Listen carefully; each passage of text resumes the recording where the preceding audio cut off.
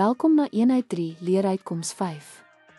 Kom ons ondersoek hoe kliënte inligting in digitale bemarking verwerk. Kliëntinligtingsverwerkingsmodelle help ons om te verstaan hoe verbruikers aanlyn bemarkingsboodskappe waarneem, verwerk en daarop reageer. Houfaker se model van 2001 breek digitale bemarkingseffektiwiteit in 5 fases af. Hierdie model is van kardinale belang vir die optimalisering van 'n bemarkingsstrategie. Fase 1 is blootstelling. Dit ondersoek of die bemarkingsboodskap sigbaar genoeg is om die kliënt se oog te vang. Fase 2 is aandag. Dit fokus op watter kenmerke die boodskap laat uitstaan, soos beweging, kleur en kontras.